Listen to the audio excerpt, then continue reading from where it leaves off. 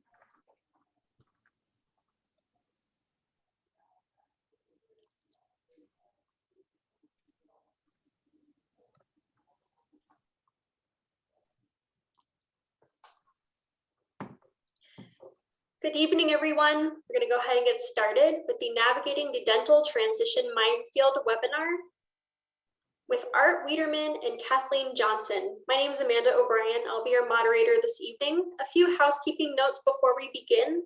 You all are muted and your video is turned off. Should you have any questions for either Kathleen or Art, please utilize the Q&A function on your taskbar. And with that, I'm going to launch a quick poll before Kathleen and Art introduce themselves, just to kind of see where everyone's standing this evening, and then I'm going to go on mute. So 1 second. So we need your help to settle a little bit of a rivalry here this evening. Out of the following, which is the superior Major League Baseball team? The 27-time World Series champions, the New York Yankees, or the New York Mets? We'll give you guys just a few seconds to get those polling questions answered. Oh, Amanda, you really didn't just say that, did you? Oh, there'll be no living with her now. Oh my God. I like her. Kathleen, I will print the results and send them to you in a frame. Yeah, I see where this is going. This is why I have no friends, right? Okay.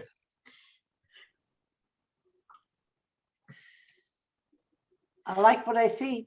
Yeah, I'm sure you do. Okay. All right, enough of that silliness. Hello, everyone. So Amanda, can I start talking now? Yes. Thank you very much. You'll understand in a minute why we did that. Hello, everyone. My name is Art Wiederman. I'm a dental division director of the CPA firm of Eide Bailly. And this is our 3rd out of 4 of our transition track webinars for the dental societies here in Southern California. I want to thank all of the executive directors of the dental societies that have worked very closely with me to put on not only these webinars on transitions, but also on the business of dentistry. And so I want to thank Kristen Avina from the Harbor Dental Society. I want to thank Kurt Thornton from the San Fernando Valley Dental Society, Lee Adishian from the San Gabriel Valley Dental Society, Megan Francis from the Orange County Dental Society, Michelle Schneider from the executive director of the West Los Angeles Dental Society, and Greg Orloff from the Los Angeles Dental Society. Thank you to all these wonderful dental societies for providing this information and to our doctors. So tonight I have a special treat for you. We again, as I said, this is the third in 4 on transition. So the first one we did in January was with Pat Wood, the attorney. We talked about legal issues and transitions. The second one was with myself and Dr. Bogdan Madurowicz, and we talked about valuation and what buyers and sellers are looking for in a practice.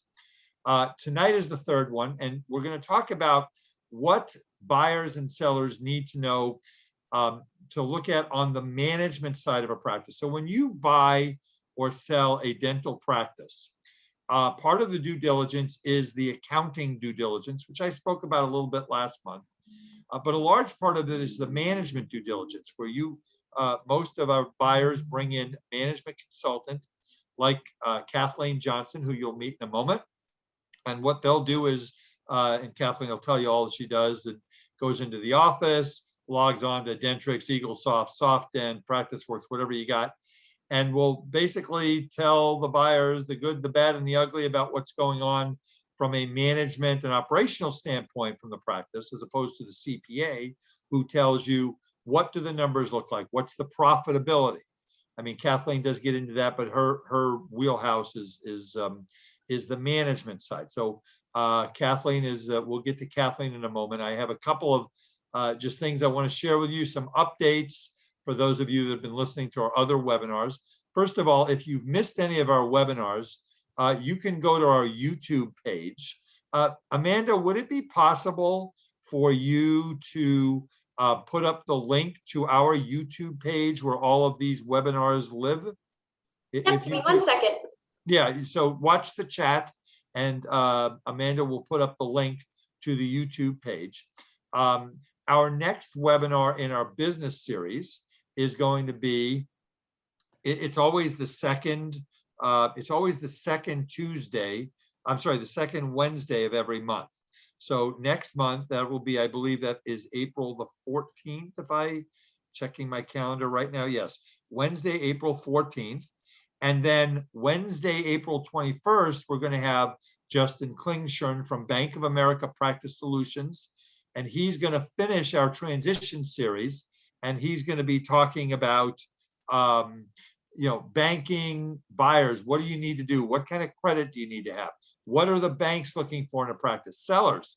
This is going to be really important. If there's anybody here who's thinking about selling their practice, what are the banks looking for? One of the things I talked about in the last webinar was if you run the kitchen sink through the practice and it's on your tax return, the banks are going to lend less money to you. So they're going to talk about how do they determine how much they're going to lend. So Justin will do that. And then on April 14th in our Business of Dentistry series, we're going to have 2 of our groups from Eide Bailly. One of our groups is going to be talking for an hour about cybersecurity. And I hope the dickens, if you own a dental practice, that you've never been hacked and ransomwared. They're going to talk about how to prevent that. And they're also, our other group that's going to talk in the other hour is going to talk about, financial, is fraud and embezzlement in the dental office. And so that's a great one. That's going to be April 14th, a lot of really, really good information. As I mentioned on the webinar we did last Wednesday night, if you own a practice and you had a greater than 50% reduction in your gross revenues, probably for the second quarter of last year, as opposed to the second quarter of 2019, you could be eligible for full SBA forgiveness from your PPP loan, and also for up to a $5,000 per employee retention tax credit. If you are interested in learning more about that, we have, I think last count was we have about 150 practices we're going to be helping this with. My email address is up there. Keep it up for a minute, write it down, and we would be more than happy. If you are a client of Eide Bailly's dental division here in Southern California and you're on this call and you own a practice, we will be automatically contacting you. We're actually going through our client base to determine which of our clients had a 50% reduction or not. This could be tens of thousands of dollars in your pocket. The other thing, and watch our Eide Bailey insights announcements, is the IRS announced today that they're going to be extending the federal income tax deadline for filing individual tax returns by a month. It'll be in the papers. You want to just be aware of that. That sounds like wonderful news to CPAs, but we want to get April 15th done, and it's going to go on to May 15th, and there's all kinds of things that you need to keep your eyes on for that. So please join us for the remainder of our webinars. If you have any comments or anything you want to hear more about, please let me know at awiederman@eidebailey.com or give me a call at our phone number. So I am now going to introduce my dear friend, Kathleen Johnson. The first time I met Kathleen, we actually went to dinner. I was supposed to go to dinner with Kathleen and bring my wife, Lynn. My wife was she was ill with the flu, so she couldn't go. My son, Forrest, who some of you might have met, he works for Bank of America Practice Solutions and played high school and college baseball. I brought Forrest with me. He is a big baseball fan. Kathleen needs a 12-step program in baseball. She is a rabid New York Yankees fan. Her dog's name is Jeter. So that's why we put the poll up, mostly to annoy me, to show that her team has won 27 championships, and that's the way it goes. So if I rib her a little bit, we've been going and doing this for 20 years. And when my son came to dinner at the age of 11 with Kathleen, he wore a Manny Ramirez Boston Red Sox jersey. And after that, Kathleen and I became very good friends. Joking aside, Kathleen Johnson is a dental management consultant. She is one of the best in the country. Kathleen has probably done, I'm going to guess, Kathleen, a couple of thousand due diligence engagements for buyers of practices. I mean, you were at one point doing 3 or 4 a week, maybe 5. So in the thousands, Kathleen has seen every single type of practice that there is: fee for service, PPO, HMO, on the corner with a lemonade stand, dental practice. I mean, whatever you got, she's seen it. So what Kathleen is going to do is she is going to talk to you tonight about due diligence if you're a buyer of a dental practice. What should you be looking for? What's a good practice look like? What's a bad practice look like? And sellers, this is important that you understand, because when you go to sell your practice, you've got to know what the buyers are thinking. What are they looking for? So hopefully Kathleen's going to give us some really great tips for the sellers. And if you're a seller and you're 2 or 3 or 4 years away, and you say, I'm listening to some of this, and I really think I need to get my house in order. My systems are not really good. I mean, I've referred many, many, many dentists to Kathleen to help with their practices. She would be a great resource for you. So although you do not root for the right baseball team, that's the way it goes. Let me introduce my dear friend, Kathleen Johnson. Her company's name is Kathleen Johnson Consulting. Her number is up there. And if you guys do have questions, put them in the Q&A. I will pop in and out to harass Kathleen, but I may actually ask some real business questions of you. So with no further ado, Kathleen, go ahead and take it away. Well, thank you. I'm so happy to be doing this tonight. So we need to get to my screen and close out on this. Okay. Oh, go ahead and go on to the,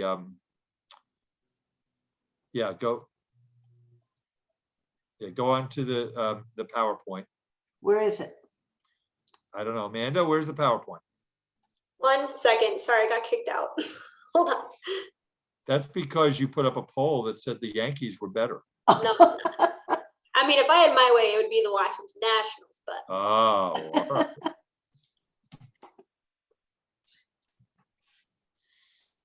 Well, as long as she didn't say the Red Sox.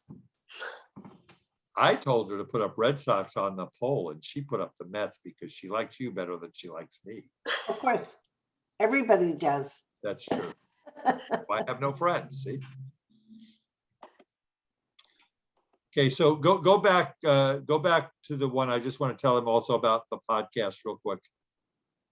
If you guys don't listen, please listen to my podcast, The Art of Dental Finance and Management with Art Wiederman, CPA. We publish every Wednesday.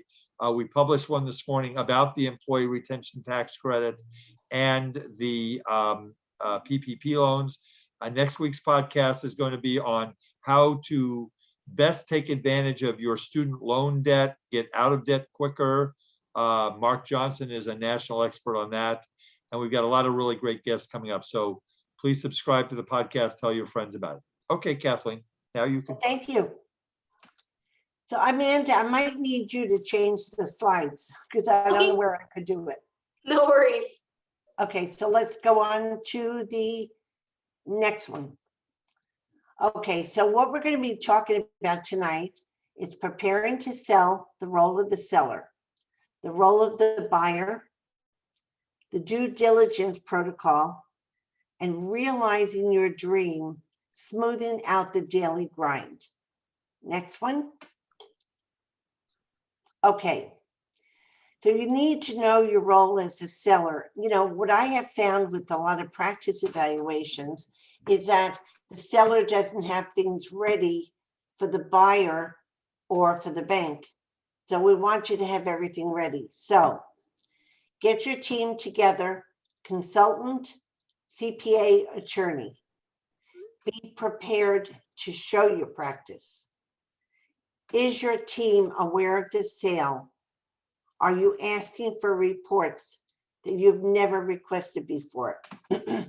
Now, the reason I brought that up is because I'm not telling you all to tell your team right away you're putting your practice on the market. But what I'm letting you know is that when you start asking for reports you never asked for before, they know something's going on. And I've done evaluations and where the team has said afterwards, we knew he was getting ready to sell or she was getting ready to sell because they were asking for reports they never asked for before. So again, excuse me, we want to know what to have ready. Okay, next one. Is your equipment up to date? Is it in working order? Not digital? Are your x-ray machines certified? Is your office OSHA and HIPAA compliant? Next one. Do you back up your software on a monthly basis? Why is that important? Do you verify that you're backing up? Next one. Excuse me. Now, if you don't back up every month, your accounts receivable don't move forward. So when you don't back up every month and you look at your report, your accounts receivable, everything's current. So you want to back up every month. Now, have you reviewed your accounts receivable lately? Are your accounts receivable accurate, or are there adjustments that need to be made for PPO or HMO plans? Are there overdue uncollectible balances that should be written off? Do you have outstanding credit balances? So, excuse me, I've gone into offices where the accounts receivable are in good order. I've gone into a lot of offices where the accounts receivables are very high, and that's because they enter the UCR fee, even though it's a PPO or HMO, and then they make the adjustment when they get a payment. So at this point in time, you don't know what the true receivables are because they're much higher than what they actually should be.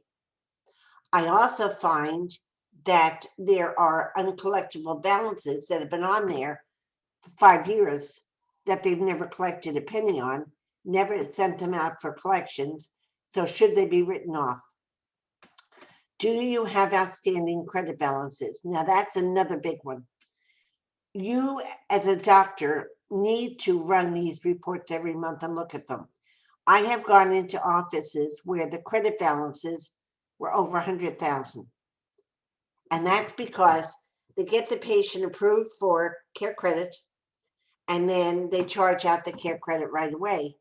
and they don't refund it unless the patient complains. And a lot of times, I mean, I had one office where I went into where they couldn't refund the patient because the doctor was in severe financial difficulty. So these are important things to look at every month so you don't run into that problem. Next one. Okay, when should you inform the team? Should you inform the team now or wait until closing? We do not want to lose anyone.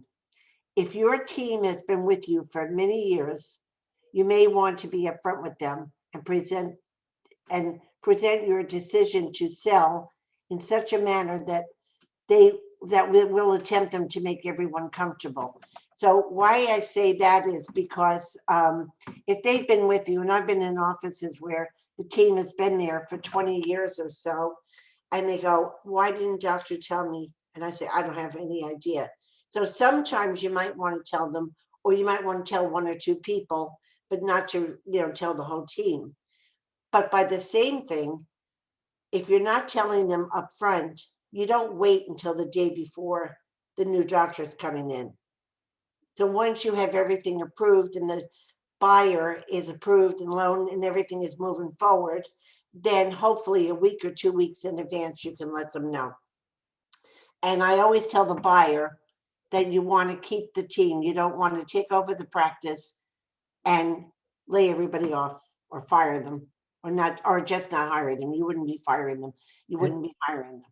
Hey, Kathleen, can I jump in and make a comment? Yes. Yeah, so I agree with exactly what Kathleen's saying. It's a tough decision. And one of the things that sellers you need to be really careful about, and I've had this happen as a broker a lot, is you don't want to have the, when you tell the team, you don't want to say, well, is the buyer going to keep my salary and my benefits? And I had this vacation. You have to be really careful of what you say to the team because you don't know what they're going to do. Right. Okay. So that's really, I mean, do you see that a lot, Kathleen? I don't see it a lot, but I've seen it several times, yes, because the seller doesn't know what the buyer's going to do. Yeah. But when I'm working with the buyer, I tell the buyer, don't make any changes to, salaries or anything like that walking in the door. Right. So those are important things. And a lot of times the team already has a feeling they know what's going on. Okay, next one. All right. As a seller, you're going to be meeting some potential buyers. And I think that's a good thing. There are some sellers that are not in the practice when a buyer's coming in to look at it. But it's always nice if you're there, especially if you have the kind of practice where you have a really good rapport with your patients and everything. It would be nice to meet the potential buyers. Try to be accommodating with when you can meet with them.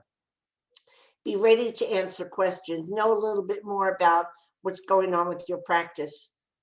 Know what you're selling.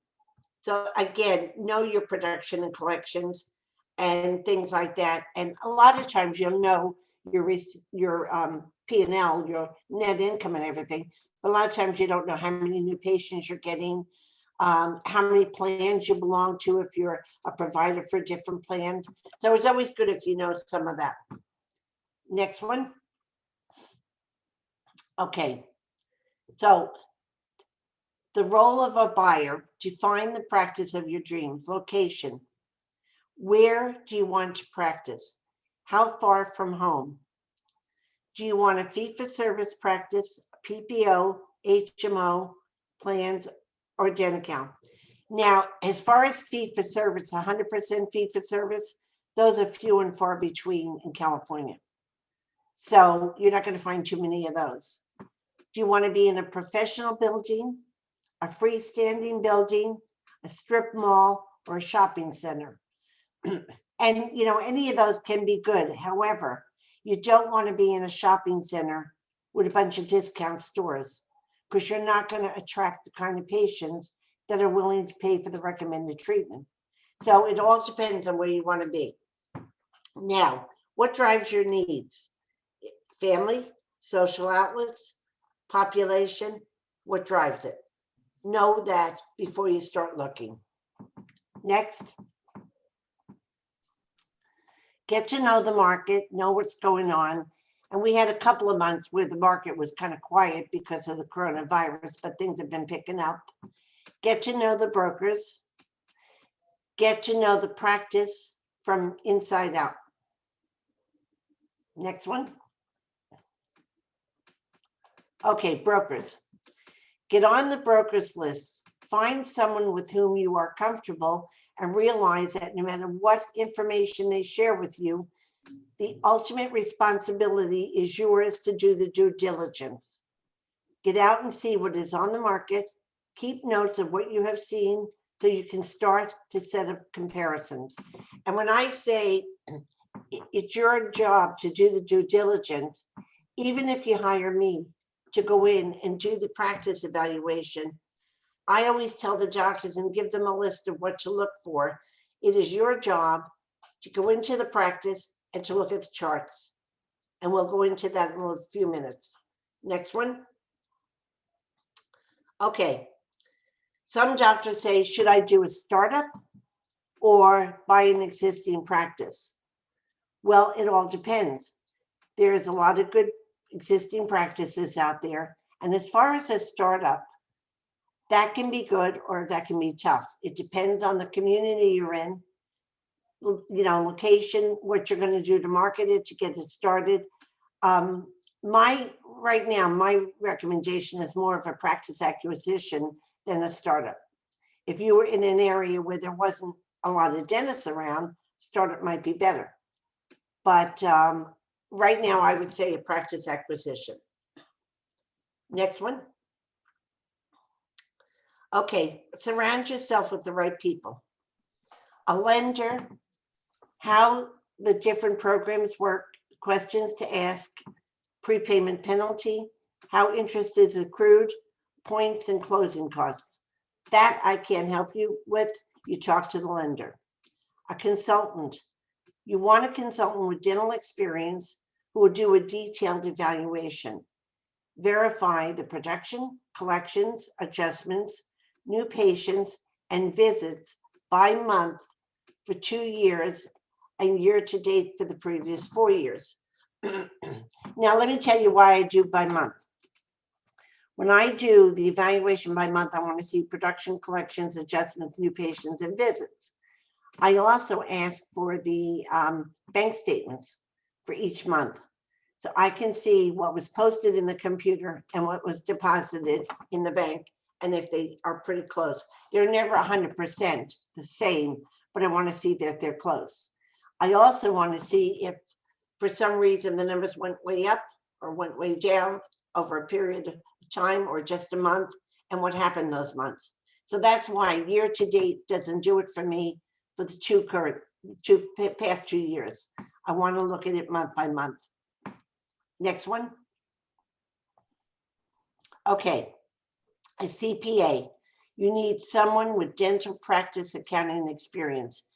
And I refer to Art quite a bit because he and Pam Chamberlain are really excellent. And I feel very comfortable with them. And they know what they should look at. An attorney. You want an attorney with experience completing dental contracts, leases, and familiar with the local market. So that's very important also. And I've worked with Pat Wood more than any of the other attorneys. Okay, next one.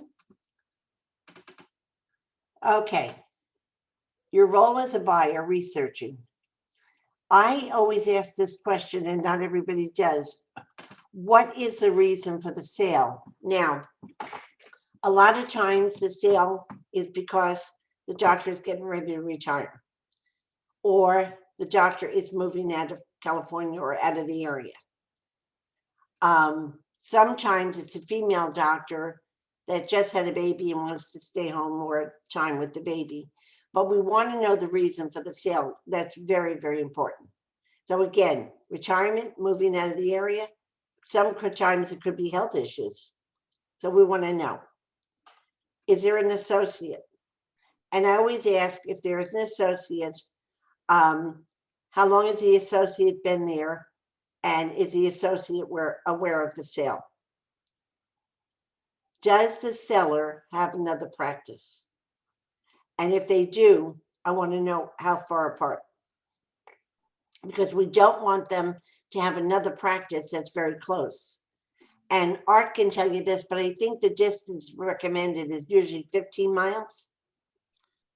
I would say, I mean, 15 miles, it really depends. If the practice is in a rural community in, you know, not in Los Angeles, is in, you know, somewhere between Los Angeles and, you know, San Jose or Los Angeles and Fresno, you know, it could be, you know, you're okay for, you know, 30 miles or something like that. Yeah. In a metropolitan area like Orange County or, you know, people drive. So I would say anything, you know, 15 miles is probably not bad. Even 15 miles to me, Kathleen, is kind of iffy. I mean, we've seen doctors who've sold practices and they have another practice that's 5 or 6 or 10 or even 15 miles. Most of the covenants not to compete in the contracts are either 10 or 15 miles. So I mean, the further the better, because again, you know, 15 miles on the 405 freeway in LA or Orange County. I mean, if it's Santa Monica, 15 miles, it takes 2 days to get there. Yeah. But in Orange County, you could be looking at, you know, going down Beach Boulevard and maybe it's 10 or 15 minutes. And so I would be really hesitant for practices that are anything under 10 miles. I would just almost say no. But, Okay. you know, that's what I'm thinking. And because of the traffic there, you know, you're right. I mean, driving 10 miles, if there's a lot of traffic, could take a long time and people aren't going to want to do it. So that's important. Okay, so next. Okay, now, what kind of practice are you really looking for? Fee for service, one fee schedule, and no insurance assignment of benefits. The patient pays a full fee at the time of service. Insurance is billed as a courtesy. So these are few and far between anymore. When I started in dentistry, there was a lot of offices like that. But right now you're going to find very few because unfortunately, California is very insurance oriented. And when I moved to Florida, I was shocked that it wasn't the same with insurance. Patients are happy you bill their insurance and are happy that you help them with it, but they're not focused on insurance like California. And what happened in California was the clinics and the big corporations did this. They focused on insurance and benefits and turned a lot of things around. So fee for service, one fee schedule, no insurance assignment of benefits accepted is not going to be easy to find. And traditional insurance, no contracts with Delta or any other plans, collect your usual and customary fees. So this is one where you're just dealing with traditional insurance. You're not signed up in any contracts. And you collect your estimated patient share at the time of treatment and then wait for the insurance payment. Or you could still collect the full fee up front and then the check could go to the patient. So those are a lot of things. Now, what if the seller is only contracted with Delta Premier? All right, this is a big deal anymore.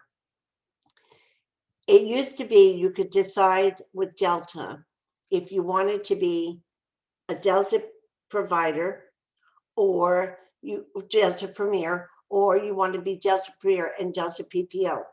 However, today you don't have a choice. If you want to contract with Delta, you can get the Premier, but you have to also take the PPO. And with Delta, only 7% of their sales have been Premier. So basically, most of your patients are going to be PPO.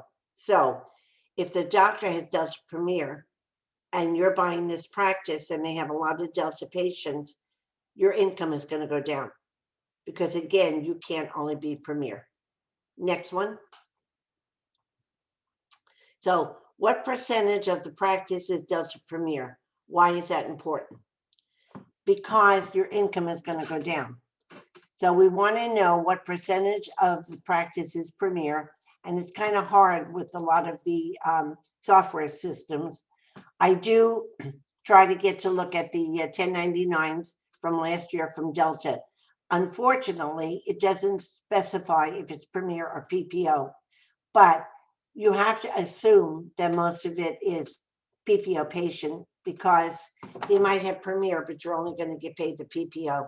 So you've got to look at your income for Delta patients going down 25 to 30%. That's important for you to know. And how are you going to make up the difference? So these are very, very important things. Now, is a doctor a provider for a PPO plan? They have various fee schedule. Patient pays the estimated copayment. And I tell doctors all the time, I'd rather see you sign up for the worst PPO than the best HMO, because at least with the PPO, you're paid for all procedures. Now, with the HMO plans, you've got copayments, limitations, and exclusions. And you get a very, very low cap check per patient. And again, a lot of the procedures are covered 100%. So if you're going to buy a practice that has HMOs, you really need to have experience with HMO plans. Otherwise, you're not going to make it, because you need to know how to diagnose where you're going to make up some money. Medicaid or Deni-Cal, not my top choice, but you know, some offices do pretty well with Deni-Cal. So that's your decision. Have you worked with it before and Medicaid? And if you have and know a lot about it, you might be okay with it. Next one. Now, I hear a lot of times different brokers will say something about when you buy the practice, we got to get the PPO plans transferred. Unfortunately, the plans won't transfer anything. So when you sign up for PPO, it could take 8 or more weeks to get credentialed. Delta Dental, 8+ weeks. And as I said before, you can no longer choose just Delta Premier. You have to take the PPO as well. And the difference between Premier and the dental PPO is the difference in collections. Your fees are going to go down by up to 30%. So what are your choices? HMO and Deni-Cal could take you several months to get credentialed. So if you were buying a practice with those plans, you would have to make an arrangement with the seller to see how you can legally bill under the seller. And your attorney can help you with that if you're with a dental attorney. Okay, next one. Okay. You know your role as a buyer. I have had doctors go into a practice, and there was one in South Orange County, and the practice was beautiful. I mean, it was a Taj Mahal. I did the evaluation, and the doctor did unbelievable numbers, and she did everything. I mean, she did implants, she did ortho, everything. And the patient acceptance rate was through the ceiling, and they did everything. So basically, all the work was done. So the doctor was going to pay over $1 million for a practice that was recalled because there was no work left. And I said to him, I said, do you really want to buy this practice? He goes, oh, yes, it's a beautiful practice, blah, blah, blah. Look at the numbers she did. I said, but the work is all done. And in this area, for you to get your name out there against some of the well-known doctors in this area is not going to be easy. So you're going to have a high overhead with very low income. It may take you a while to get a lot of new patients in and to do the numbers she did, but you're not going to do it walking in the door. And he was saying, well, I think I might want to buy it. His mom was with him, and she goes, would you listen to Kathleen? It is a beautiful practice, but if there's no work left, how are you going to make any money? So long story short, he decided he wasn't going to buy it. Okay, so that beautiful practice is great, but you want goodwill and you want the opportunity where you don't want everybody, I mean, not a practice where nobody's had their work done, but you want a practice where not everything's been done and they're out there. Next one. Okay. Now, what I tell a doctor, I'll do the due diligence part, my part, but what you need to do is to do a chart review. You want to look at the new patient full mouth x-rays. Are they doing comprehensive exams? Is the diagnosis conservative or aggressive? Do they have the patient forms, consents? Are they updating health histories? Do they have financial agreements and HIPAA forms? Are they doing perio charting and perio treatment diagnosed and treated? Now, this is another big thing I find. I'll find a lot of times they're not doing any perio. And I've been in an office in South Orange County also with a lot of the patients were older and everybody was a Prophy. And the doctor's wife was a hygienist, the seller. And I was telling the buyer, I said, you know what, not all of these patients can be all that healthy at their age and everything. I said, but you can't walk in the door and start diagnosing a lot of perio and scaring patients away. So I said, what you would have to do if you move forward with this sale is when you see the patient, you can say, you know, Kathleen, you know, we do see some early signs of possible perio disease. So on your next visit, we're going to take another look at it. So what you're doing is preparing the patient without meeting them for the first time and diagnosing perio and scaring them out the door. And that's what you would do.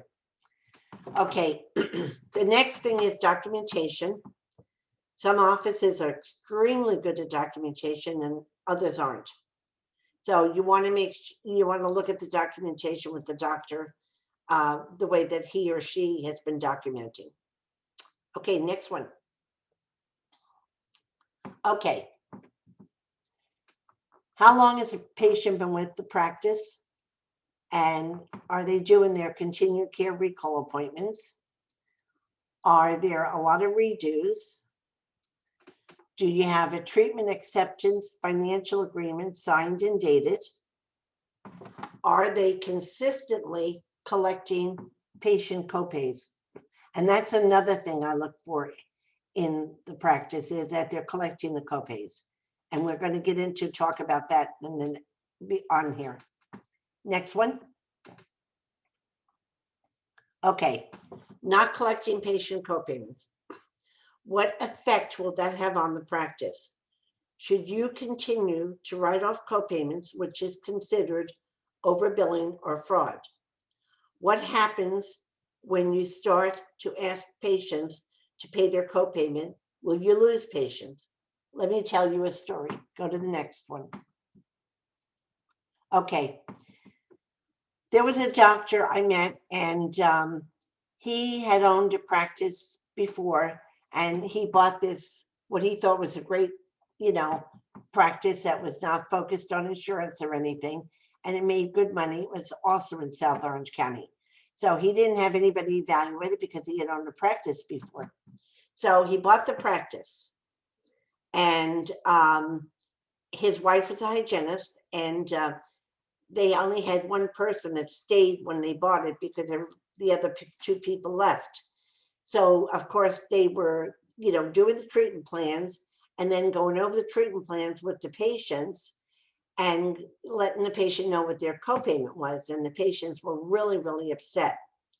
And the patients were saying, I never had to pay a copayment before. Why are you asking me for money? Don't you guys know what you're doing? You don't know how to bill, blah, blah, blah. So it looked like he decided, he called an attorney and next thing you knew, he was getting ready for a lawsuit. So they hired me to do the investigation with them. So I went in and I was reviewing the ledgers and cross-referencing with the patient records. My conclusion is that there appears to be a huge amount of insurance fraud unless the doctor has an explanation for this. Based on the percentage of charts reviewed, the amount of fraudulent activity in the practice appears to have exceeded 50%. Next one, and I'll tell you what she did. So, part of the audit, in November of 2018, posted and billed insurance, Prophy, FMX, comp exam number 5 crown number 3 DO 19 MO 18 MOD for $2,006 and a miscellaneous credit adjustment of $2,006.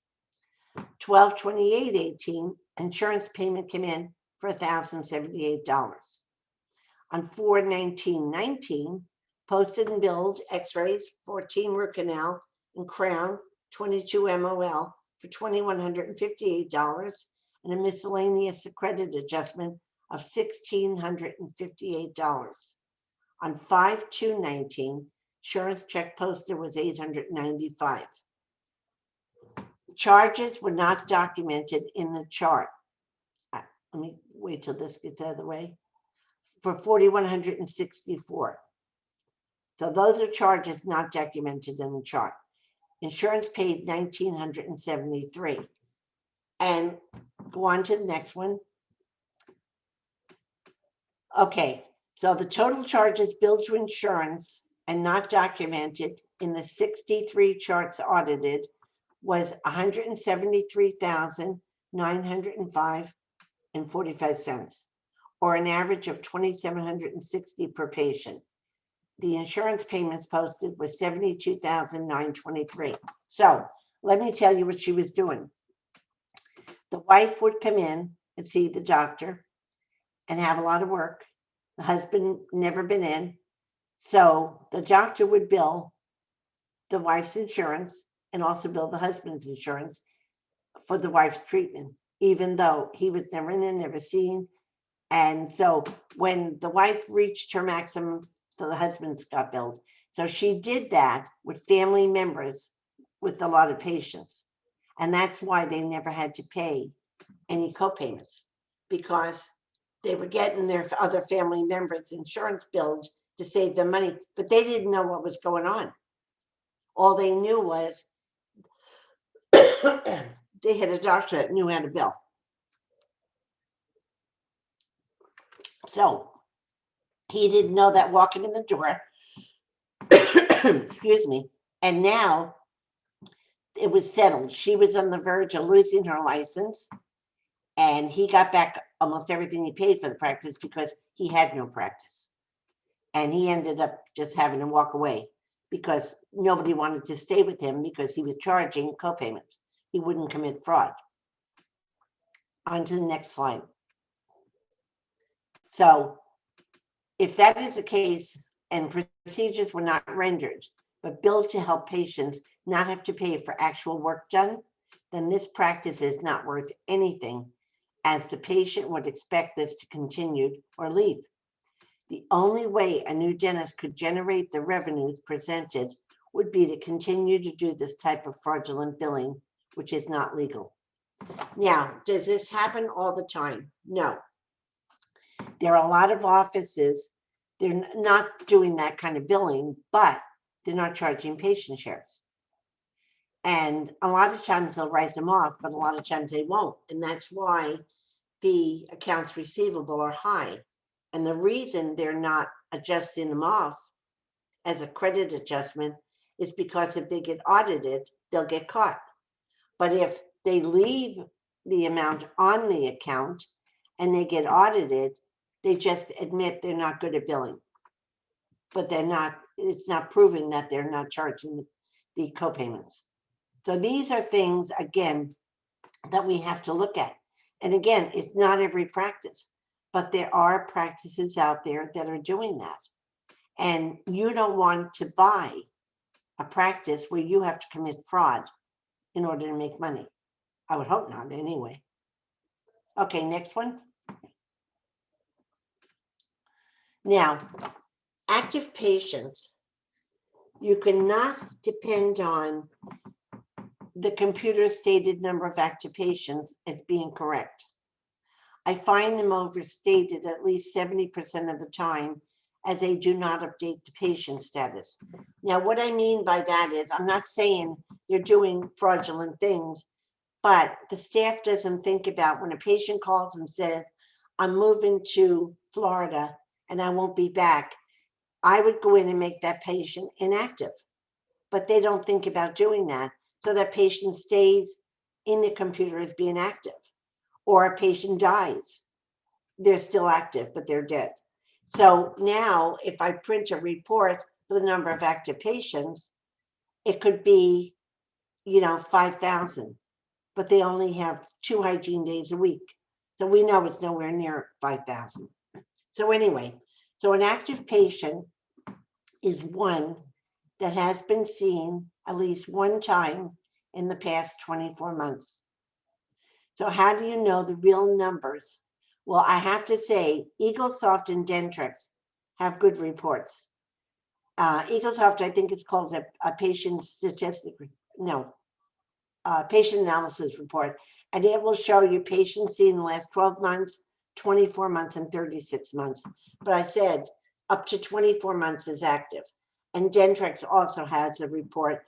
It might show you 5,000 active patients, but it will also show you patients seen in a time period. So you could put in 12 months, 18 months, 24 months, or whatever you want. And it's practice advisor report. It will show you the number of active patients. So it doesn't matter on either one of those systems, whether you update the status, the computer will calculate the number of visits. So it's very, very important. And the ones that don't have those reports, like Easy Dental, a lot of the other software and everything, they don't have the same kind of report. So you'd have to kind of figure it out with the hygiene recalls and stuff. Now, there is one other system, and I can't remember which one it is, that you could put patients seen from this date to this date, and it will give you the number of patients seen. So there are ways, but they're not all up to date. But again, if the computer doesn't have that particular kind of a report, then what I do is look at the hygiene recalls. I look at the number of Prophys, the number of Perio Maintenance, and kind of try to calculate it. So that's a good way to do it. Okay, next one. Now, I also want to look at production by type, not by category. I don't need to know, the major treatment and all that. I want to look by type. The reason for that is I want to see where the seller is making most of his or her income. And then where, let's say the seller does surgical implants, but you, the buyer, don't do that. But the seller refers out almost all their endo and most of their oral surgery except for implants, but you do that. So we look to say, okay, you would lose this amount of money because you're not doing implants, but then you could increase that income by doing the endo and the oral surgery that the doctor refers out. So that's why I want to look at production by type. I want to see the payments by type. And the reason for that, I want to see what percentage of the income is coming from insurance. And if the percentage of income from insurance is over 65%, I'm a little concerned that maybe they're not collecting patient shares. So I'll do the further investigation. So I want to see payments by type from insurance. I want to see credit card, care credit, cash, and everything. I want it all broken down. Adjustments by type. Now, this is something that drives me crazy consulting. I will see miscellaneous adjustments everywhere. That is a code that should never be used because miscellaneous doesn't tell you anything about why the adjustment happened. I have found cases of embezzlement by using miscellaneous adjustments. So what I have everyone do, they have a Delta Dental adjustment, Blue Cross PPO adjustment, MetLife PPO adjustment, senior discount, courtesy discount. We have, professional discount. We have everything, but there is no such thing as miscellaneous. So that when I'm doing an evaluation, none of them have them quite as detailed as I have my doctors do. But by doing the adjustments by type, it gives you an idea of where they're writing most off. And I also have a doctor adjustment. And I did that because years ago, I had a doctor that was always giving discounts to his patients. They would tell him, oh, I don't have any money, blah, blah, blah. And he would just give the store away. So I created in his practice a Dr. K adjustment. And every month I would show him what he was giving away. And he went, are you kidding? I was adjusting that much off? I said, yes. He goes, oh, I got to stop it. See, until that time, he didn't know what he was giving away. But now he knew, and now it changed. Now, the importance of knowing the treatment procedures, payments, and adjustments is very important. And again, not only for a buyer, but a doctor that owns a practice, you should want to look at those reports every month so that you know what's going on. Because again, I don't know if it's still 70% of dental practices are embezzled. And a lot of it, if doctors aren't paying attention to anything, you're opening the door for that. Next one. Due diligence protocol researching. The accounts, insurance receivables, credit balances, uncompleted treatment plans, are they accurate? Now, let me tell you about that. Not everybody enters all the treatment diagnosis in the computer, or many do, but don't go from there. Excuse me. Now, what I tell everyone to do, you enter the treatment in the computer, you schedule from the treatment, you post complete from the schedule. That way, you truly know what's uncompleted treatment. So if I am doing an evaluation and the uncompleted treatment is like 900,000 for the last 6 months, I'm looking at the appointment book, excuse me, and I see fillings and I see crowns, but I don't see it as by the code from the treatment plan. So we know what we're doing, but we're not taking it from the treatment plan, therefore not posting it from the treatment plan. Therefore, we don't know how much was done and how much wasn't done. So it's very, very important to make sure everything diagnosed is entered in the treatment plan. The treatment is scheduled from the treatment plan, and then you post complete from the schedule. So doctors that are getting ready to sell, check your appointment books and see if you're doing that. Okay, next one.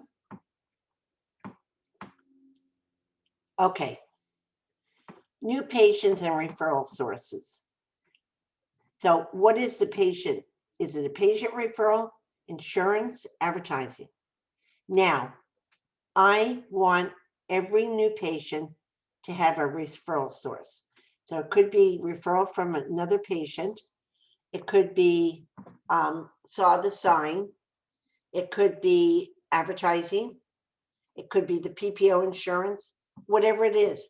Every patient should have a referral source so that you know where your patients are coming from. And another thing, if you're spending money on advertising, you need to know the return on investment. And if you're not putting it into the referrals, then at the end of the month, you have no idea.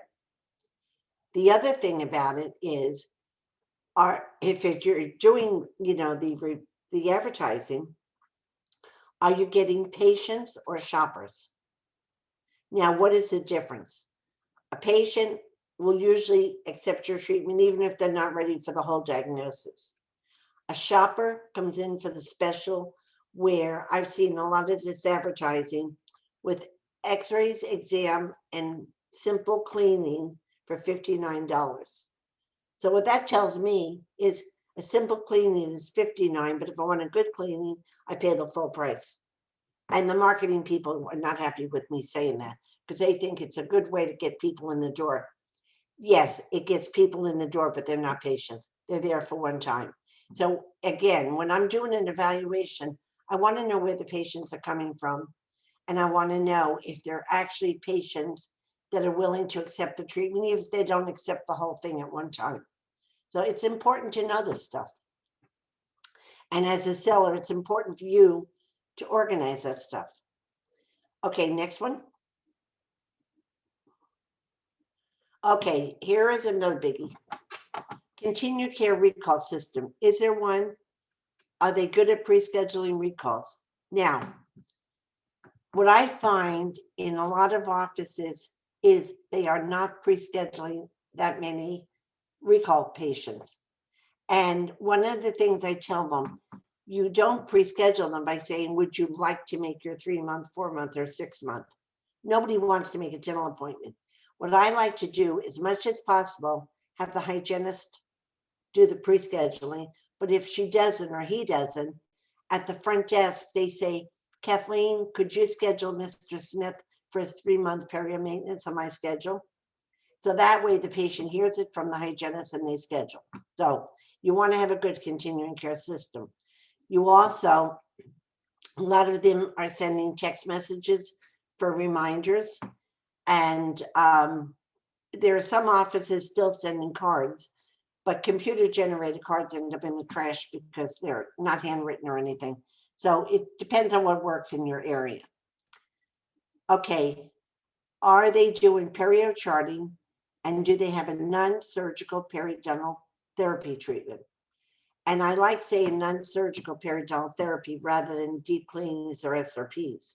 So I look to see if, you know, they have the non-surgical perio program. Now, Perio Maintenance versus Prophy. When I'm doing the chart audit, I see sometimes Perio Maintenance billed, then a Prophy, then Perio Maintenance and a Prophy. Now, some insurance companies will tell you that's okay, but it's not. The patient is not perio, then healthy, then perio, then healthy. So what I tell the doctor is, if the patient has 2 perio maintenance and 2 Prophys, you bill the perio maintenance. When you're billing for the 3rd one, you put on the claim. If not a covered benefit, please consider an alternative. Then if the insurance company downcodes it to a Prophy, you billed correctly. And that sometimes works. So again, I find a lot of times in the offices when it comes to hygiene, there is a lot of production that's out the door, and it doesn't have to be. Next one. Okay. Now here's another important thing. All right, due diligence protocol researching. Depending on the software, are the days and months closed out? If you do not close out on a monthly basis, the accounts do not age properly, and it allows anyone to go back and make changes to production, payments, and adjustments. If you are chartless, then the documented treatment would not hold up in court. So if you don't close out the month, it means you could go back and change anything. Therefore, it's not going to hold up in court. So it's very important. But again, not just for that reason, but to make sure that nobody goes back and changes anything financially where you could have embezzlement going on. These are things that we want to watch. And it's very important. Next one. Okay, team positions, length of employment, salaries, and benefits. I always look at that. And the reason I look at that so that the buyer is aware of how long everybody's been there, what their position is, what their salaries are, and what their benefits are. And I want them to know that you don't walk in the door and change any of that right away. Now, associate, number of days and pay rate, and why isn't the associate interested in the practice? That I would like to know. Hygienist, patient seen per day, number of days and pay rate by patient, hourly, or daily. And do the associate and hygiene have a bonus system? So I ask about that. Next one. Now, making changes. Your concerns are the team hourly rates are way too high. The hygienists are overpaid. The benefits are ridiculous. Can you afford to keep them? What effect would it have on the transition if you do not keep them? So I tell doctors all the time, you can't afford not to keep them walking in the door. What effect would it have if you don't keep them? The patients will come in and think the staff didn't want to work for you. They have no idea what happened, why they're not there, but they assume that when you bought the practice, they didn't want to work for you. So it's very, very important. And again, what I tell doctors, you don't have to promise them all the benefits they had, but you keep the hourly or day rate the same. And you let them know at the end of 3 months, you'll be able to get back with them and let them know where you can continue on with the benefits. The one benefit you have no choice is paid sick days. You're required to pay 3 a year in California. And so other than that, you can tell them we'll get back to you. Now, by telling them at the end of 90 days, when I get through the transition, I'll get back to you on the benefits. What you're actually doing is kind of telling them, help me to be successful and you'll be successful. It's a nice way of saying it. Because again, if you're making good money, you can give them the benefits.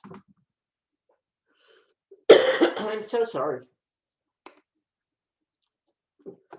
Now, next one. Okay. You need to be ready to make a decision, which means you need to know what is a viable offer, what contingencies you need to protect yourself, and how to protect your deposit in the event something doesn't check out. This is where you need your attorney to help you in this process. I can't help you with this part, but an attorney can definitely do that. So that's important. Okay. Next one. Now, after the sale, the seller must terminate the team and then you hire them. Transition letters go out. And a lot of times I like the transition letters to have a picture of the buyer and seller. Okay, assume your new role of owner, CEO, and dentist. Now, the reason I have it as owner, CEO, and dentist, I have actually written a job description because when you first buy your first practice, you're not sure what you should be looking at daily, weekly, monthly, and everything. So as a consultant, I've always written job descriptions for the staff. And then probably about 10 years ago, I decided one day, you know what, I need to write it for the doctor. And it was so funny because I wrote the job description, brought it into the office, and he and his wife were in his office. And he said, what do you mean a job description for me? I'm the owner. And I said, you're the owner, but you're also, the CEO and the dentist, and you need to know what to look at. And his wife looked at him and said, listen to her. She's telling you, you don't learn this stuff in dental school. It was funny. And he used that job description a lot, and it really helped him. So your new role as an owner, you need to know what you should be looking at. Now, when you buy the practice, you have a team meeting. And what I like to do is have a new doctor introduction CV so that the staff knows where you went to school, how long you've been a dentist and stuff like that. And you have a meeting with the staff and, excuse me, you tell them how much time you want to spend with a new patient and stuff like that. And what you want to make sure you do as a new owner, you're not rushing in and out of a room. You want to slow things down a little bit so you get a chance to meet with the patients and build some confidence and trust. So those are important things. Now, what I like to do is script for the team so that they know how to answer some of the questions, because this is probably the first sale they've ever been through. So they're not sure how to answer the questions. So we want to make sure we do that. Okay, next one. Okay, as I tell everyone, realizing your dream after the sale. Do not walk in the door and start making changes. Now, I had a doctor one time, I did an evaluation for it. It was in Costa Mesa. And the practice had to be designed in probably 1950. I mean, it was really old school. And I mean, everything was old. And I'm walking around with the young doctor. And, you know, after we did the paperwork evaluation, and we're looking at each operatory and everything. And he said to me, I'm going to change this. I'm going to change that. I'm going to change the other. And I turned around and looked at him and I said, you're not changing anything. He goes, what? He goes, but look at this practice. I said, but look at what this doctor has done in here. I said, even though the practice is old, equipment is old, design is old, he's done good numbers. I said, if you walk in the door and you change the whole look of the practice, number one, the patient's going to wonder, what's he going to change next? Number two, am I paying for it? I said, get through the transition and then you start making changes one at a time, but you don't walk in the door making changes. And it was so funny because after 6 months, he calls me up and goes, all right, can I make changes now? I said, now you can. But again, these are things that we have to realize we shouldn't be doing walking in the door. Okay, next slide. All right. Now, this is what I tell doctors all the time. We want to define the roles, but not walking in the door. Now, I like administrative assistant versus office manager. And the reason for that is the administrative assistant knows that she or he has to go to you because you're the manager. And a lot of times today, if they have the title of office manager, they think you work for them. So I like administrative assistant. Patient care financial coordinator, appointment coordinator. So your clinical staff, you have a registered DA, dental assistant, rover, whatever you have. So everyone has a job description, including your hygienist and including you. Okay, next one. Okay, here's another thing that's extremely important. You definitely want to have financial protocol. So what I say by that is you want to see what the previous doctor did. And then when you buy the practice, if they had a good financial policy where people were paying at the time of treatment and stuff like that, you don't have to change a thing. If they had no financial policy, you want to come up with financial protocol. So you want to make sure that patients have written financials and everything is done that way so that, you know, the patient can't say, well, you never told me. So those are important things. You want to hold daily huddles, review your schedule, know where to put an emergency patient so that you know what your day is like. And then you want to set monthly goals after the transition. You can't set goals walking in the door because you don't know what you're going to do. And again, when I tell you that I do the month by month production collections adjustments, sometimes you'll see there's a month or two out of the year where the numbers are a little bit lower. And that could be like around the holidays where people, you know, are taking time off and going out of town or whatever the case may be. So you might see 2 years in a row where certain months are a little bit less, or the doctor takes his or her vacation in August and August is not a good month. So these are important things to know so that you know what's going on in the practice. And that helps you to set your goals. Now, the other thing that's been big this year is the COVID-19 and how it affected the practices last year in February, March, and April. But I have to tell you, a lot of them went down quite a bit because they were closed down or maybe open a day a week or something. But a lot of them started picking up in May and June and are looking pretty good again. So again, when I'm looking at the production collections adjustments by month, I'm looking at last year during the coronavirus when we first heard about it and where the numbers went down and then how long it took for the numbers to go back up. And then where are the numbers this year so far? So these are very, very important things where we didn't have this problem before. But so far, look, things are looking pretty good. Okay, next one. Okay. Okay, your monitor success monthly. New patients and referral sources. Production, UCR versus net production after the adjustments. Adjustments by type are critical. So again, these are things you're looking at too when you're looking to buy a practice. Collections, my goal is 90% of net production. And then net production is after the adjustments. Accounts receivable and insurance aging and credit balances you want to look at. And you never want your credit balances to get too high. Next one. Okay.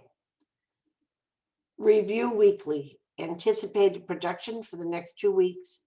Hygiene recall statistics. Treatment acceptance.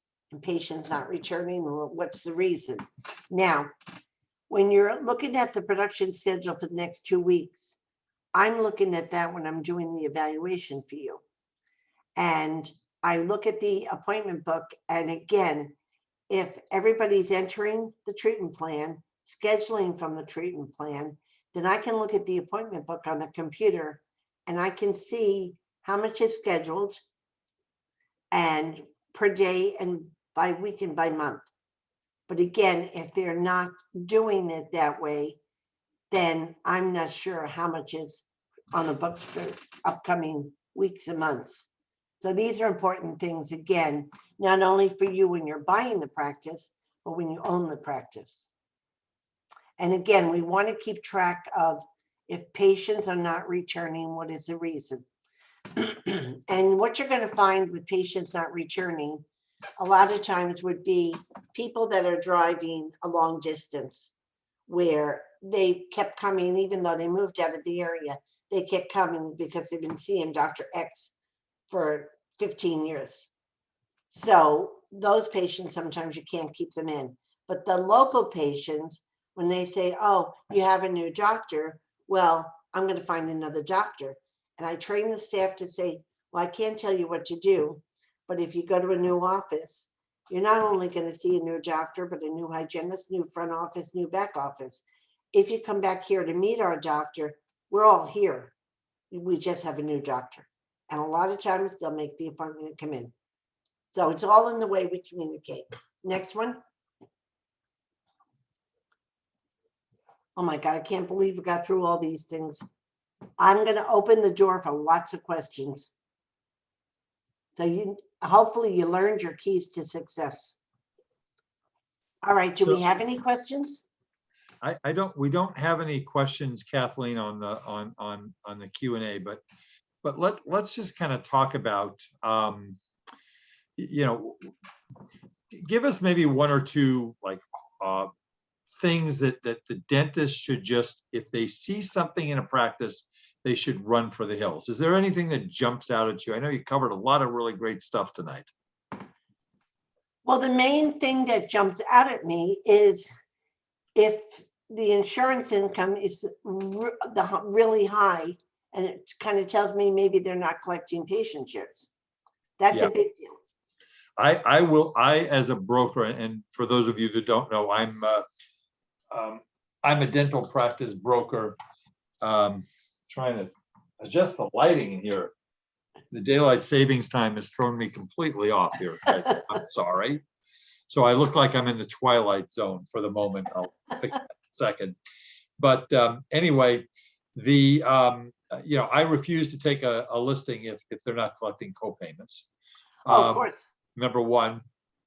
And, one of the things I wanted to point out too is that when you walk in to meet the staff, the first thing I'm going to recommend buyers that you say is, first of all, hi, I'm honored to meet you, and I'm honored to take over Dr. Johnson's wonderful practice.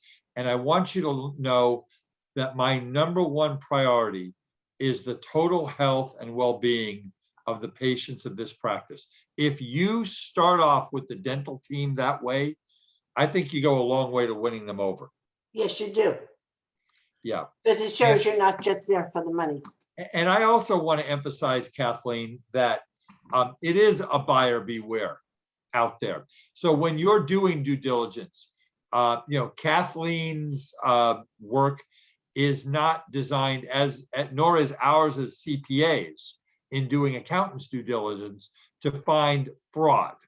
I mean, that is not, Kathleen is not a forensic accountant. We don't do we do forensic accounting in our CPA firm, but that's not what we do in the process of trying to figure out, is this a good practice? So, there's a 75% rule that I use in these webinars. 75% of any major decision in your life that you make, whether it's to get married, buy a house, or buy a business, is in your gut, folks. And if you look at this, and the thing about Kathleen that I love is she calls it the way she sees it. If you're not a Yankees fan, she's not going to be nice to you. But when she's looking at your practice, right, she calls it the way she sees it. And I mean, how many times, Kathleen, have you said, doctor, this is not a good practice? You've done that, right? I've done it, yes. I tell them, I can't tell you what to do, but I wouldn't buy it. And this is the reason why. Okay, so here's a question. The question is, how do you handle a transition, Kathleen, when the seller doctor is not charging for a periodic exam? Well, I tell the doctor walking in the door, the first time they meet the patient, if they charge for that exam right away, they're going to scare them away. But, I would tell them, or have the hygienist tell them, next time you come back, doctor wants us to do blah, blah, blah, x-rays and a more detailed periodic exam. And he would, of course, have to charge you for it. Okay, here's another question for you, Kathleen. For the older dentist that receives Delta Premier and the new buyer so older dentist is a Delta Premier only. The new buyer is going to have to take the PPO. There's a discount that's going to be taken off. Right. Do you have any suggestions that helps the selling dentist with this fact, or is it something that will automatically get deducted just because? It can't be a good ideal for the premier dentist to accept PPO and take the discount while he or she is practicing. So I think the question is, should that seller dentist drop Premier and go PPO so that they don't have this issue when they go to sell? I think that's what the question is. They could not drop Premier, but become PPO along with it. And the numbers would go down and he or she wouldn't get paid as much. The other thing, depending on the area that you live in, you could not be a provider at all for Delta. Bill as a courtesy, the check would go directly to the patient and charge your regular fees. The Premier, but I would charge the Premier fees that the seller was charging before. Yeah, that's exactly right, folks. So I think with the pandemic, there are a lot of people who are rethinking their relationship with insurance. Right. And again, let me see if I can. I'll get some more light in here in a second. I am sorry, I look like a silhouette. It's okay. But I think that there are verbal skills, and this is one of the things too, Kathleen. Verbal skills for the buyer and the seller. When we're talking to the patients and explaining to them, how insurance, they don't understand how insurance works. Okay. Hopefully they've built a good relationship with the patient so that they understand that the difference in what they're paying is not significant. You taught me years ago, Kathleen, the verbal skill of saying, well, this is not insurance, this is a benefit. And boy, are you fortunate that your plan covers 562. I mean, you taught me that. I use that all the time. Telling you that story. Yeah, exactly. So, but here's the thing, guys. Let's do the math. Delta Premier, Kathleen, is about, let's just say 90% of UCR in most offices. Is that close to accurate? Yes. Okay. And the PPO that Delta offers is in the is among the lower PPO reimbursement plans out there. And they're Yes. about 60%. So if 60 to you 70. have a million, and most practices, folks, are anywhere around the average, and they're all over the place. 20 to 30% is Delta patients. So let's say it's 30%, and you're taking a 30% haircut. On $1 million practice, that's 9%. That's $90,000. We got ways to make that up. We can raise our fees within 6 months. We can do other procedures. We can maybe cut some overhead that the seller was having, right? Aren't these all things we can do? And that's things I've told doctors. Yes. Yeah, you keep talking. I'm going to go change my lighting. I'll be back. Keep talking. Yeah. What I try to figure out is how much the income is going to go down if the selling doctor was only a premier provider.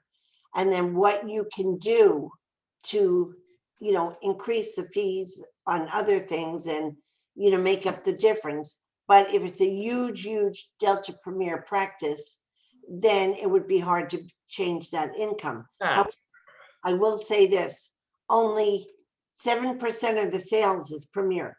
So that's the reason they came up with the PPO, was to compete with the other insurance companies. So the difference, you could do it either not be a provider, but honor the Premier fees that they're used to paying. Right. Or, or if you have and it takes a lot of guts to go out of network. Yes, that's what I meant. It does. And the fact of the matter is, folks, is that there is a lot of the doctors out there, and I know I have sellers on the call, on the webinar tonight. A lot of sellers tell me, both in my CPA practice and in our dental brokerage, well, I don't market. I don't do social media. My website, I don't even have a website. I have doctors that don't have a website.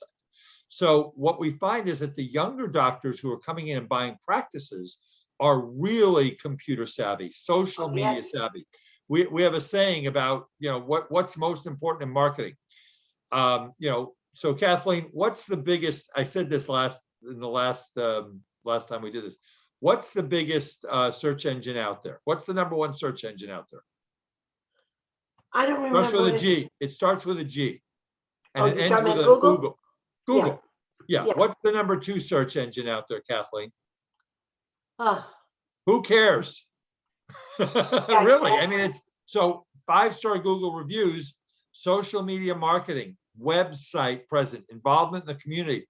You can make this up. Do not let the fact that the seller is a Delta Premier provider persuade you to not buy a really good practice. And folks, in the valuations that are in the marketplace, they're not really discounting the practice values, Kathleen, for the fact that it's a Delta Premier practice. I'm not seeing it. I'm not either. Yeah. So that's the deal. Let's see. We've got some more questions here. Hold on, they're coming in here. Hold on. I saw a couple more. Let's see. How do you make sure the equipment is OSHA compliant during due diligence? During the due diligence, I can't. Yeah. So I don't, not it, but I always recommend you have an equipment person come in. Yeah, and you want to have an equipment person come in, and I would recommend that it not be from the company that you buy your dental supplies or equipment from, because if you want to keep the sale confidential, these folks talk. You want to get someone outside who doesn't know the practice, and sellers, you got to swear them to secrecy because they're not under a confidentiality agreement. Right. That is something that's done as part of the contingencies in the letter of intent. Okay, here's one. We are husband and wife dentists with 2 children who are coming in as new dentists within 6 months to 1 year. Should we expand in the same location to make it a 7-op office, or do you recommend us stay in our small 4-op office and just acquire another practice? Wow. That sounds like a consultation to me, Kathleen. All right, but a husband and wife and then 2 children are coming in, so it'll be 4 dentists? Yes, that's what it sounds like. Yeah, there's not room. And how many there's not room in 4 operatories. Yeah, no, it won't work. Well, what you might want to do, Dr. who's asking the questions, and I'm going to not mention names for confidentiality and privacy purposes. But the doctor that asked the question, you might want to give Kathleen a call and just kind of, Kathleen, you'd be willing to talk to folks over the phone about this. Oh, yes. Yeah, so I would give Kathleen a call. I mean, she's seen it all. You know, a lot of this, doctor, depends on what's your profit, what are your revenues right now, how much do you like your kids? No, I'm just kidding. But yeah, I mean, should you expand in the same location? I mean, do you have the room to expand? Do we recommend? You know, it's not a question we can answer on a webinar, not that we're not willing to, but we need a lot more information. Correct. To determine, you know, how profitable are you? You know, what is the cost going to be? What kind of, you know, like, for example, if you said to us, we are backed up, you know, the doctors are scheduled out 6 to 9 weeks, fully booked, and hygiene is booked out 6 months. Yeah, I can see a conversation about adding 3 ops. An op is going to cost you with plumbing $30,000 to $40,000. Right. So it's an investment of maybe $120,000, you know, in there. So let's see, I think we got another one. Oh, do you ever consult about merging 2 practices together, Kathleen? Have I 2 practices owned by the same person? Well, the question just says, do you ever consult merging 2 practices together? So I'm guessing that the doctor is talking about maybe he has a practice and he's going to buy a practice that is going to move into that location. I think that's what we're talking about. I've worked with that before. Yes, it can be done. Yeah, I will tell you that I have a doctor. Pretty sure he's not on the call. I'm not going to mention his name, but this doctor had about $1.5 million practice. He found a doctor down the road from him, probably about 1.5 miles, who had about a $400,000 a year practice. He bought the practice. He kept it in that location for about, I think, 3 to 6 months. He got to know the patients. They moved it over to the main office. And what we find in the smaller practices that are owned by older doctors is a lot of times they don't diagnose aggressively. They don't do a lot of dentistry. So there is what do you call it, Kathleen? A practice that's waiting to happen? Yes. Right. So I'll tell you what, in the right situations, it's a great deal. There's 2 ways, doctor, to build a practice. One is to build it internally, and it's any business. And the other is to buy it. And if you've got, so what you want to do is, if you're thinking about a second practice, you have Kathleen go out and do an analysis of that practice. And she'll tell you what she's got, what's going on there. But yes, I find that a lot of times it's great, because think about it this way. If you're buying a practice, okay, you're going to throw the equipment away and you move it into your own office. You know, number one, there's economies of scale. You might be able to get rid of a team member or 2. Number 2, you know, you're going to get rid of the malpractice insurance. You're going to get rid of the rent. There's not going to be a double rent. So there's a lot of economies of scale of merging 2 practices. You've got lease issues and all kinds of things. But yeah, we'd be happy to consult with you on something like that. Sure. Yep. Okay. Let's see. What else do we have here? I think that's the questions for now. But so Kathleen, if you know, talk a little bit about, you know, what do you do in a due diligence? In other words, I know you've gone through a lot of it, but you know, when should a buyer bring you into the process? When should a buyer to do the evaluation? Yeah, to do the evaluation. After you have loan approval. Okay. Yeah. Okay. And the reason for that, what's the use of spending the money to have an evaluation if you're not going to get loan approval? Yeah, and I, as a broker, and all the brokers do it differently, and I'll talk about brokers here in a second, but we do not have a buyer go into contract until they have loan approval, because I don't want you, and Kathleen doesn't want you to spend the money for a CPA and for Kathleen until you know that you can do this. As far as brokers go, brokerage is a profession, like dentistry is a profession, like accounting is a profession, like management consulting is a profession. There are good players and there are bad players. The one thing that I will tell you is that if you are a buyer and they are asking you to spend $1 million to buy a practice, and the broker says to you, well, why are you asking for this information? Why do you need this? You've never heard that before, right, Kathleen? God, yes. Okay. Everything needs to be fully transparent, fully honest, fully disclosed. It is your job, buyer, to look at this. Yes. Okay. It is your job to evaluate the Delta situation. It is not the seller's responsibility. The seller is going to give you the 1099 forms as to showing how much Delta paid the practice. But that's it. I mean, we don't get into anything else on that.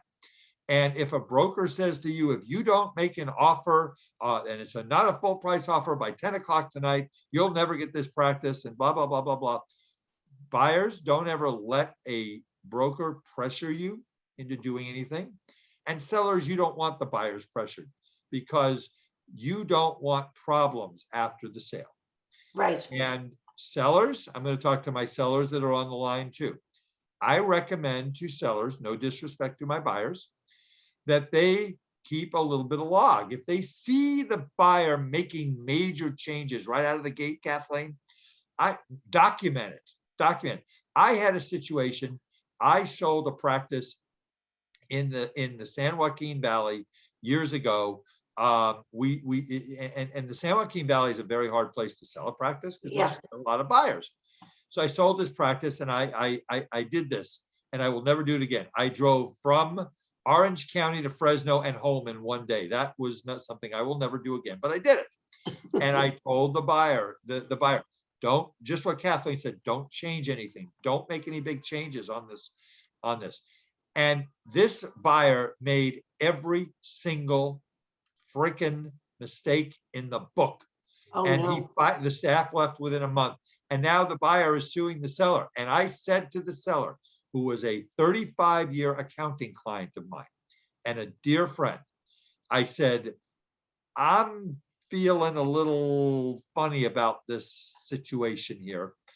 You need to keep a log of everything that happens. Now, if you've got a buyer that comes in, sellers, that looks like a really good young man or young woman who are ethical and are doing everything right, maybe you don't need to do that. But if you see someone who's going to be making a bunch of changes and the way things are done, you want to document, because that buyer, if they run the practice in the ground, what are they going to do? They're going to come to you and they're going to say, hey, you sold me a bill of goods. You misrepresented this practice. Okay. And if you work with a dental attorney, it's going to say in there that there's representations and warranties in the contract. And you don't, and in there it says that, you had every opportunity to look at everything. You had a chance to hire Kathleen Johnson. You had a chance to look at, have a CPA look at everything. Right. So it's buyer beware. So you really want to be careful, folks, about this. And sellers, I have my partner, one of my partners in our practice transitions business, and Kathleen knows him well. His name is Dr. Phil Potter. I lost my dad and my stepdad. I lost my dad when I was 16 and my stepdad when I was about 25. So I haven't had a dad in 35 years. Dr. Potter is about as close to a dad as I have, and he has taught me a lot. And one of the terms that he taught me that I use in my life with my clients and my friends and my children and my wife is, the truth will set you free. If a buyer is asking you questions about something and the answer maybe isn't really going to be in your favor, you tell the truth. Tell the truth, because you don't want to get sued. Unfortunately, Kathleen and I have been expert witnesses numerous times, right, Kathleen? Oh, yes. In disputes. And it's because people don't act truthfully, so I think I got another question. One other thing, Art. Yeah. As some brokers are telling the buyer who they should and shouldn't use to help them. Oh, God, no. No, in my brokerage, we have the right in the listing agreement, we represent only the seller. Right. In California, you can represent both buyer and seller. I would cut off my left arm before I would do that. That's a conflict of interest. Right. So what we do is, we are allowed under our listing agreement to provide a list of dental specific consultant, attorney, accountant, etc. But I will never, ever, ever say you cannot use this attorney or you cannot use this consultant. I know that you've run into that. Oh, yes. And if you have that going on, does that mean they're hiding something? No, buyers, you can use whoever you want. We strongly recommend that you use a consultant or a CPA or an attorney who are dental specific. Right. I mean, I remember, Kathleen, you telling me when I have 6 reviews this week. I mean, that's all she does and has done for 20, 25 years. So yeah, no, you cannot do that. Here's another question. There's one broker out there that doesn't want me in any of the practices. Yeah, and because, and the reason is because you will tell the truth. They want you to rubber stamp the practice, and you won't do it, and neither will we. Yeah. Yeah, in our CPA practice, my partner Pam Chamberlain, who many of you know, she does buyer due diligence, and she does an outstanding job of it. She's probably looked at 500, 800, I don't know how many practices. She does do a good job. And the fact of the matter is that she doesn't care who the broker is. She works for the buyer. So do I. And when Kathleen does a due diligence for one of the practices that I am the broker on, I don't go down there. I don't show up. I don't ask to see the report. If the buyer backs out, I may pick up the phone and say, Kathleen, what did you find? And she'll tell me, and I'll say, okay, because that is your right, buyers. That's what you want to do. Here's another question. If you had a smaller size fee for service Delta from your office in the $500,000 to $600,000 range, what is the best way to find a good broker to sell the practice? What to do to look for a good fit broker? Now, this says since Art sells practices over 1 million, Art does sell practices over 1 million, but Art has sold many practices that have gone. I've got one in escrow right now for 525,000. So no, that we can certainly help you with a practice that size. Absolutely. So no, I don't only sell practices over 1 million. We sold one, we closed one a couple of weeks ago in South Orange County that sold for 370. So no, so please, it's anonymous attendee. Feel free to give me a call. I'll be happy to talk to you. And I'm sure we can help you. So let's see, Kathleen, I think we covered a lot of ground tonight. Just for me to wrap this up for everybody, if you're a seller and you're 2 or 3 years away from selling your practice, get your house in order, get your systems good, get your numbers up. Banks like to see practices that are growing. Buyers like to see practices that are growing, that have good systems. If you've got one employee in your practice who is the ball and chain, the anchor to your practice that is dragging it down, sellers get rid of that employee. I don't care if they've worked for you for 30 years, get rid of them. Because it's like when you sell a house, you want it to look its best when you show it. Okay. And buyers, again, use that 75% rule. 75% of any of your of any major decision, it's in your gut. If you walk into that office and you talk to the seller and you look at the charts and records with Kathleen and you look at the numbers and it just feels right, even if it's a little overpriced, okay, you want to buy it. Because think about, now I'll talk to the buyers. Think about a seller. Seller has been in practice for 30 years, 35 years, 40 years. This is their life's work. Okay. Psychologically, there's a value to that. And they want to get the best price that they can. most sellers are very good, fair people. They don't want to gouge, but they want to get the best price that they can. Right. And it may be that a price is a practice is in a popular area. And Kathleen, maybe it's $25,000 or $50,000 more than maybe what I think or what you think. But if it's got great potential, wouldn't we tell a buyer, you amortize that over 30 years of a career, and if this is the practice, don't lose it over 25 or 50,000 if it's the right practice.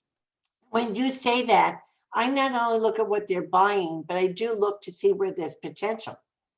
Not that you always pay for potential, but I look to see that there is potential. Yeah. That's important. And like that one down in South Orange County, that the Taj Mahal, I mean, there was no potential there. All the work was done. Yeah, I think I know the one you're talking about, but yeah, anyway. There's a question here. It says, would I reduce my broker fee if the seller brings the buyer to the transaction? We do what's called an identified buyer listing.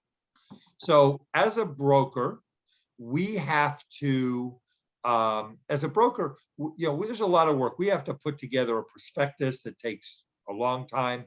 We have to market the practice. We spend money advertising the practice. We have to go out and show it. So if the buyer is brought to me, we do an identified buyer listing. And yes, because we don't have to do all of that marketing, if I'm doing this for a buyer, a single buyer, yes, we will reduce it.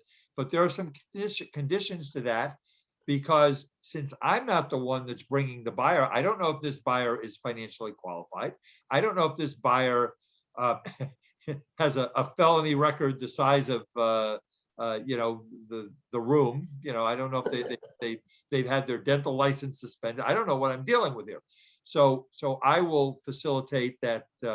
If it doesn't work out, we will talk about giving me a full listing down the road. But if it is someone that you are confident you're selling to your long-term associate, and you need someone to just kind of get the paperwork and get the banks involved, yes, we will absolutely reduce the brokerage commission. That's pretty standard. We've done that many times. So one thing I forgot to mention is I have an outline of what I do for the due diligence practice evaluation. So if a doctor wanted to email me to find out what I do, I can email them that. Amanda, could you go ahead and put back on the screen both of our contact informations, so that folks, if they want to get a hold of Kathleen or I, most of the folks on this have seen me once or twice on a webinar, but they may not have seen or met Kathleen before. Can you put up on the screen the slide that shows both of our contact informations, or put it in the chat, whatever is easiest? Just our email addresses and our phone numbers. Yeah. Whatever is easiest. Yep, one second. Okay, thank you. Yeah.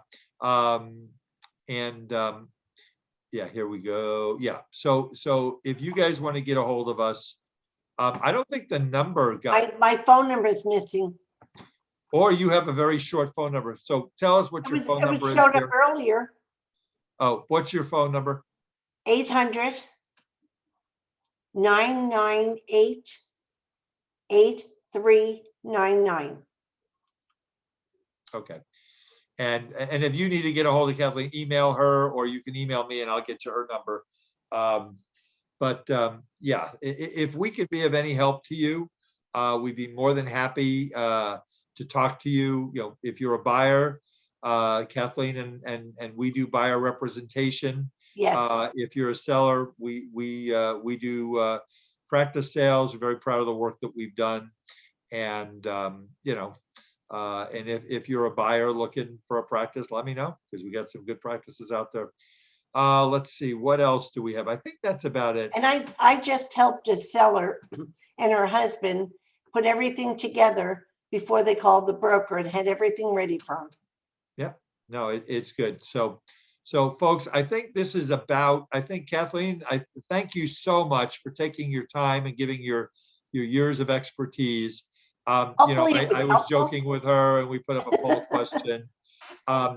Kathleen Johnson, I don't know if there's anybody in the country that is more experienced in looking at due diligence for buyers of practices than Kathleen. I just don't know anybody. And, she's able to identify things, and she's been in all kinds of practices. And, buyers, there's nothing like being a business owner.